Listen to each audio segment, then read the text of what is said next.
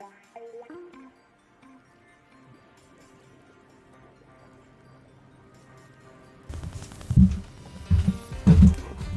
there guys, Mike here. Mike's DVDs and Blu-rays collection is back with some more DVDs and Blu-rays and whatnot.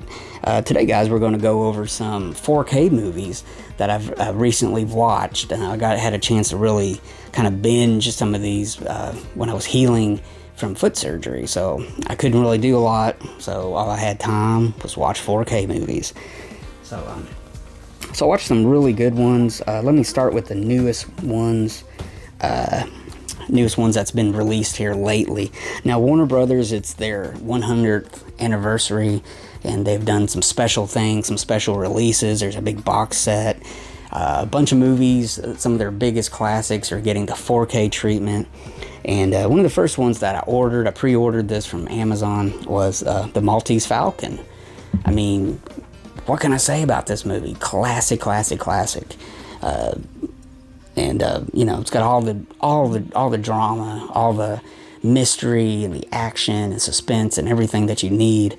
Definitely a big inspiration for like film noir and everything. But great movie. I mean, this really cemented Humphrey Bogart as a star. I mean, after this movie, he was a big time star. This was John Huston's first movie he directed and written, or no, he didn't write it. This was his first directing job.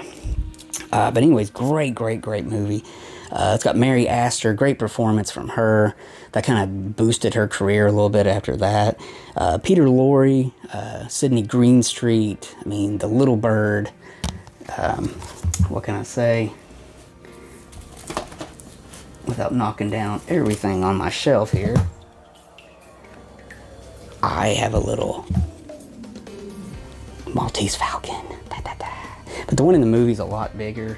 That's just a little miniature version of him, but great movie. What can I say? And one of the things, you know, I was concerned about when getting this was, how was it going to look? Was it going to look good? Was it going to look average? But playing it back, it looked great. I mean, it really looks great. Whatever copy they used to make this 4K, I mean, it looks great. I was really impressed with it. This one and like the Citizen Kane 4K from Criterion are two really good black and white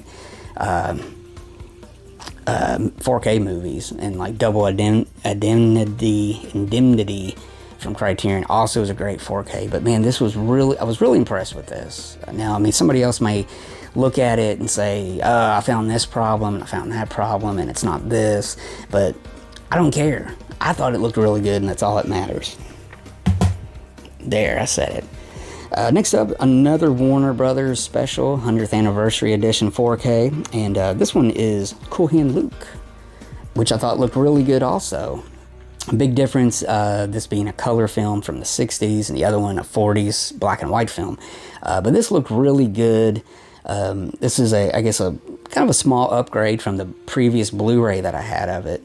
But it looks a lot sharper, sounds good. The color looks a little more richer than it had looked. I haven't really got any information from other people who really analyze these 4Ks and stuff, but I thought it was really good. I mean, it's a great movie. Paul Newman is just phenomenal in this movie, but very good 4K in my opinion.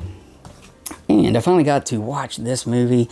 This came out the past year. A really cool release from Kino. I was really impressed with this. This is a 4K version of Stanley Kubrick's The Killing. Probably one of my favorite Stanley Kubrick movies. I mean, especially his early movies. You know, this is probably my favorite of his early movies. And Paths of Glory came out in 4K, and Killer's Kiss also came out in 4K. But I wanted to focus on The Killing, and I watched it, and man, so cool. This is a 4K scan from the original camera negative, and I really like the slipcase artwork, but then it's also got the more traditional Killing artwork. But yeah, really good movie. If you've never seen this, you've got to watch this. Somehow, some way, you've got to watch The Killing. Now, it's available on Criterion in a Blu-ray edition, which is also very good. Next up, one of the biggest hit movies of last year, big blockbuster, and just like everybody saw it and everybody loved it, and it was just kudos, kudos, kudos. This is the 4K edition of Top Gun Maverick, and I have to agree with them. It was really good. It was really good. I mean, it goes beyond what you think it's going to be like, you know, and this is a newer Hollywood-made movie, which, you know, it shows that Hollywood can still produce really good movies that can capture an audience and really word of mouth and go to the theater and see it. It looks good and stuff. And Tom Cruise, you know, had a lot to do with it. It's got Val Kilmer has a small part in it, which, you know, he is battling health issues and he's, you know, everything. But man, great movie. Really, really nice. Great sound, good picture. Really enjoyed this. Me and my wife watched it, and we both really enjoyed it.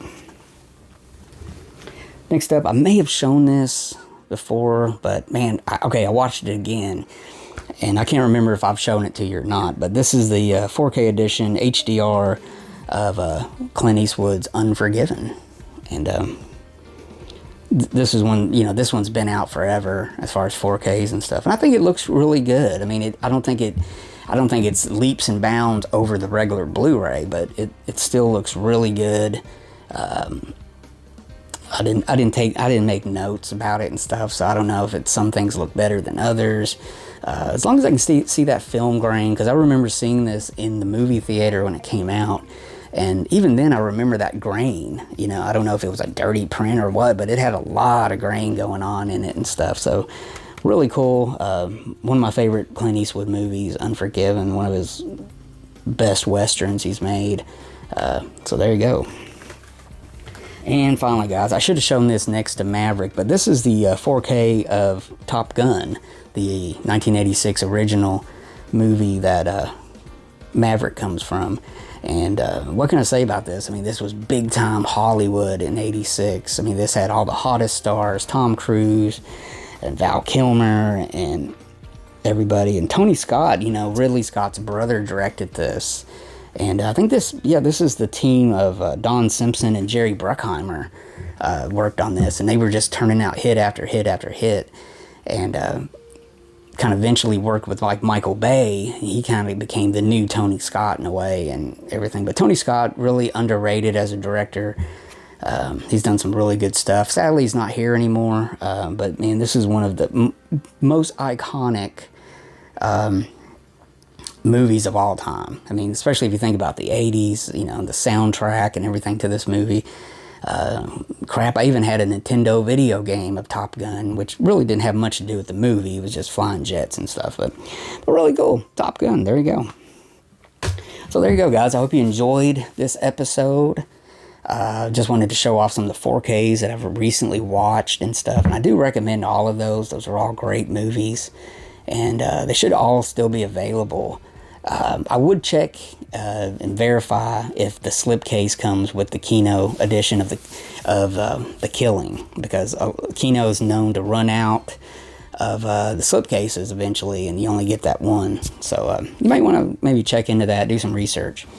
But anyways, guys, let me know in the comments what you think, and give me a thumbs up if you enjoyed this. And also, don't forget to subscribe to my channel if you haven't already. And I will see you later. I got a lot of movies to watch, guys, so you guys take it easy, and remember to always watch good movies.